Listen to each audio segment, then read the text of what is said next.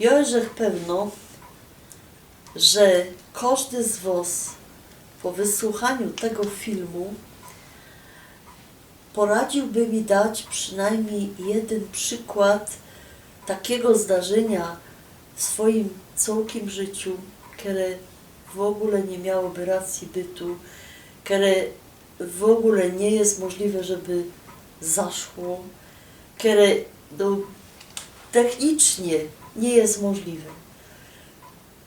Pomijam takie proste przykłady, że godomy o kimś, a ten ktoś akurat do nas dzwoni. To jest standard, nie? Albo że Kasik jadymy w jakieś obce strony i tam pierwsze co spotykamy na ulicy naszego sąsiada, trafimy się z nim, a przeca no to jest zupełnie niemożliwe. Ja bym chciała padać, że ja tak od paru lat zbieram takie przypadki i z mojego własnego życia, i z życia innych ludzi. I pokazało się, że nawet napisał jeden chłop na ten temat książka, a nazwał ta książka Zjawisko nieprawdopodobieństwa.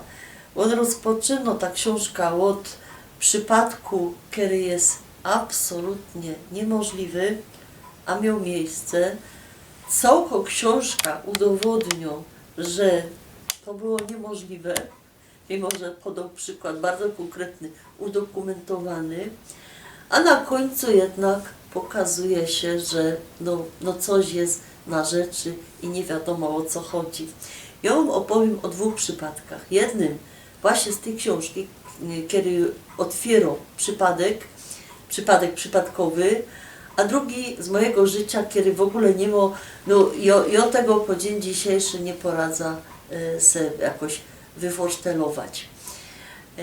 Jest taki film, który powstał w oparciu o książkę Dziewczyna z Pietrówki, a ten główny reżyser i odtwórca Antony Hopkin potrzebował mieć oryginał książki, co by na ten temat zrobić scenariusz, rola. No i to się pokazało, że autor tej książki miał jeden egzemplarz, swój własny, autorski, i ktoś mu to ukradł. I ten z Ameryki przyjechał do Londynu po ta książka, ten mu padł, no niestety, I'm sorry, no nie mam tego, bo mi się straciła. I on taki wkurzony poszedł do stacji metra, żeby już tam pojechać na Heathrow i nazad się wrócić. Siadł se na ławce i czekał na te metro i rozsiedziwał, obok niego leży książka.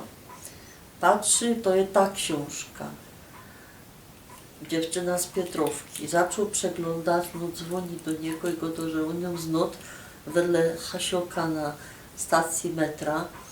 A tym go to mówi, wiesz, jak to jest moja, to ona tam będzie na tej, a na tej stronie miała moje własne odręczne notatki. Ten poszukał, się pokazało, że to tak było, że była to nie taką samą książka, ino ta książka. I patrzcie, jak w krótkim czasie chłop, co tej książki potrzebował, mimo że ona była przepadnięta, nasupasta, ona trafiła do niego obok na ławce. Moja historia, ja nie wiem, czy ja ją kiedyś w żadnym jakimś filmie nie osprawiała, ale ona mnie do dziś zadziwia. To było już tak dobre 12 roków temu nazad.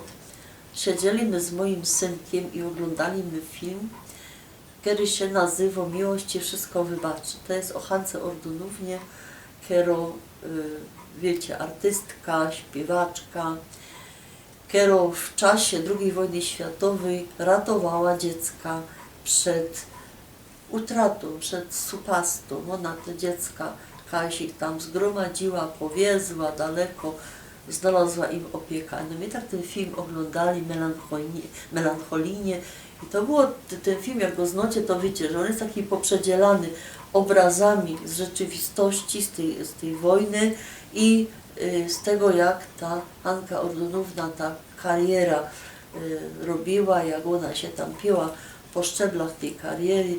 Film się skończył, my się tak zadumali I ja godę do mojego synka, wiesz co, chciałabym wiedzieć, co się stało, aby choć jednym dzieckiem tej Ordonki, co ona je uratowała, co się z nimi stało, jak one trafiły, czy ona faktycznie je uratowała, bo się padło, że jak się uratuje jednego człowieka, to tak by się uratowało cały świat.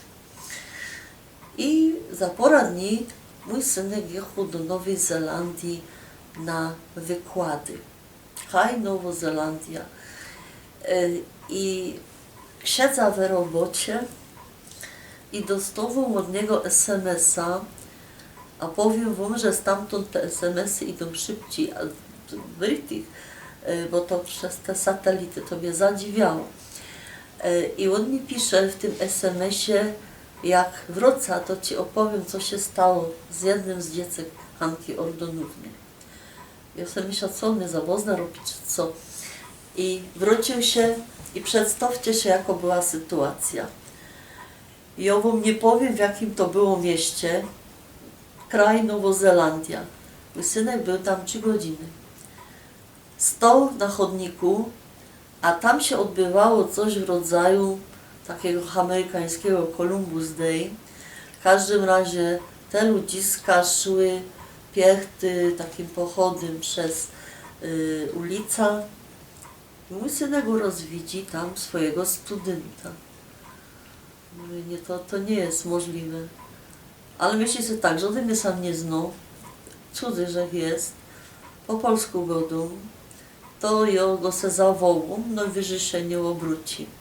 I go wołam, panie Jurku, a ty się obrócę, go o, pan profesor, wylot z tego pochodu, no i mój synek osłupiały się, go pytał, co tu pan robi?